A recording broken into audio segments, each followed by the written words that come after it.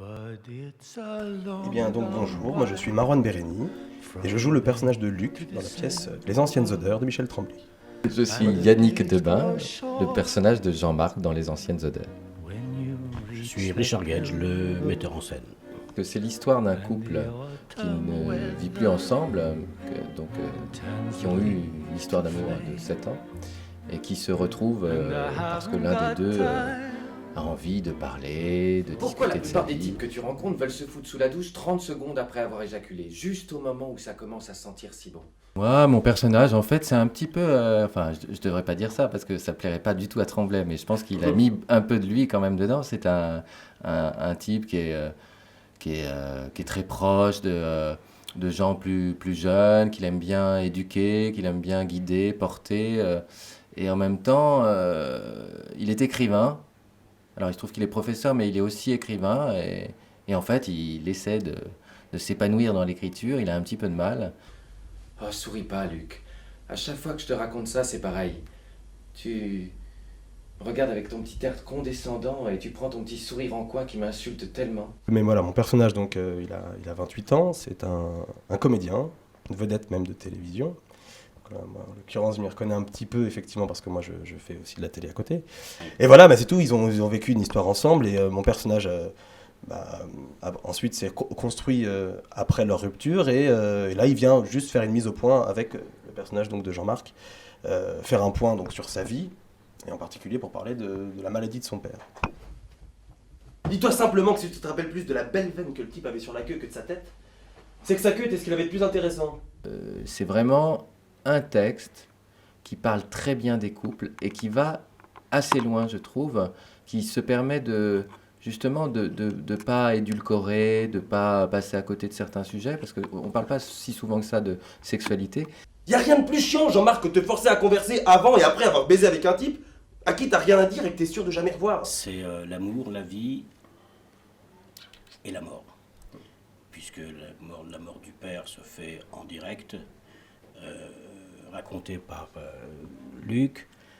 La vie, c'est la vie qui les a séparés, qui les a fait aimer d'abord et qui les a séparés ensuite, comme tout le monde. Les échecs de la vie, la réussite de la vie. Qui m'a passionné pendant 7 ans pour des choses dont je soupçonnais même pas l'existence. Tu es un admirable professeur. Tu as fait de moi un bon acteur parce que tu as une facilité stupéfiante à comprendre d'instinct un texte de théâtre et à nous l'expliquer comme si on l'avait toujours compris. Et puis, c'est en la lisant et en la relisant que finalement, on a découvert qu'en plus, il y avait cette histoire de série populaire qu'on joue, qui passe à la télévision, dont on se moque, etc. etc. Et ça a fait écho,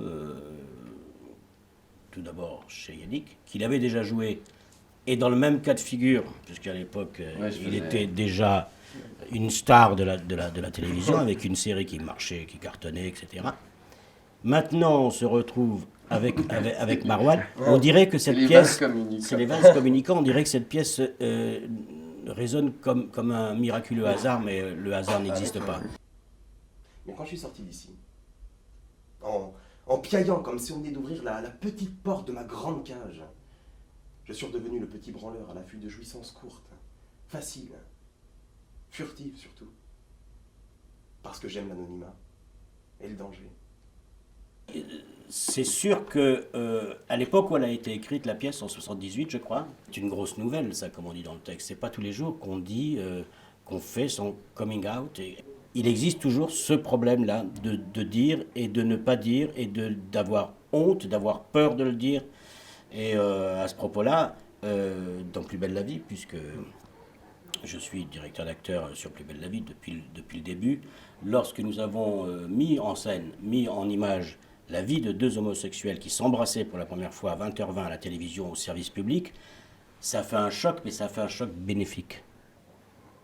Parce qu'on a eu des lettres, des témoignages de parents qui nous disaient merci. Grâce à vous, vous avez libéré la parole. Et grâce à vous, j'ai compris le problème de mon fils, de ma fille.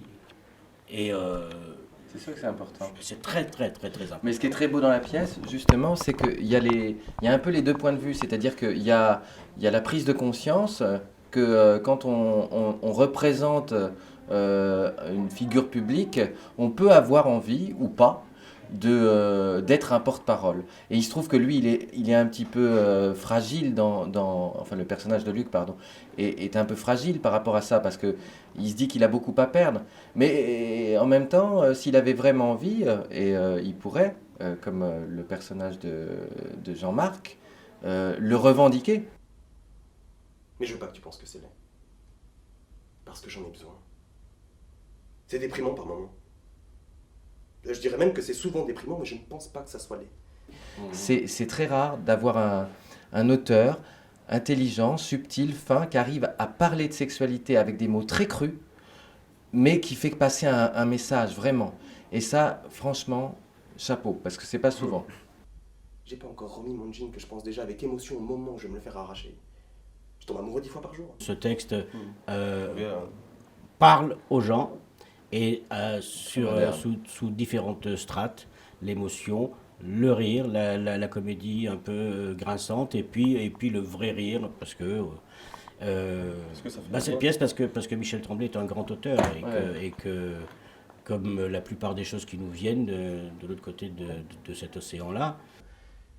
Et je tâtonne à longueur d'année dans une pièce sombre, remplie d'hommes qui sentent fort et qui soufflent fort, qui vibrent pendant quelques secondes quand tu les touches, qui te salissent en jouissant et qui se retournent contre le mur quand c'est fini. La pièce, quand elle s'était jouée il y a quelques années à Paris, avait changé de titre. Elle s'appelait Parfum d'intimité. Oui. Donc là, vous êtes revenu au titre original, les anciennes odeurs. Les anciennes odeurs, c'est le bonheur qui passe. Et, ce sont les années qui nous séparent des êtres qu'on a aimés, les voix qui se sont tues. C'est quand même joli aussi de garder ça, puisque c'était quand même le titre original. Et puis c'est vrai qu'au niveau de l'évocation, je trouve que c'est quand même beaucoup plus imagé. Et comme c'est vraiment un texte qui parle d'image... c'est pour moi une pièce assez sensorielle pour ça. C'est vrai qu'il parle beaucoup avec chaque sens. Et là, oui, les anciennes odeurs, moi, rien que le titre, il est évocateur. J'avais vu, effectivement, puisque je l'avais joué avant, j'avais vu qu'ils avaient changé le titre. Et à un moment donné, je me suis dit, tiens, c'est bien parce que en fait, ça passe bien, c'est plus joli. Et donc, en fait, je pense que c'est une... pardon pour ceux qui l'ont fait, mais je pense que c'est une erreur. Parce que ce qui est fort dans cette pièce, c'est ce que je disais tout à l'heure, c'est cette capacité que l'auteur a de dire des mots crus et de faire passer les choses, parce que dans le fond, c'est très fort. Et donc, les anciennes odeurs, pour moi, c'est quelque chose qui résonne un petit peu comme quelque chose de sale, de négatif. Mais c'est justement ça. C'est-à-dire qu'ils essaient de se... lui, de son côté, il se dit, oui, bah, je fais des choses sales et tout ça. Et le personnage de Jean-Marc, le prof, c'est pareil. Donc c'est vachement bien de pas s'empêcher d'avoir des mots un peu plus colorés. Ça, c'est le côté peut-être québécois, pour dire les choses. Parce que je trouve qu'on les dit parfois mieux, plutôt que de mettre des pincettes. Et parfum d'intimité, moi, à part une serviette hygiénique, je vois pas trop le truc. Enfin, pardon, mais je trouve que les anciennes odeurs, c'est bien. Ça a de la gueule. Je préfère. Voilà. Ça sent bon. Ah bah, ça sent bon.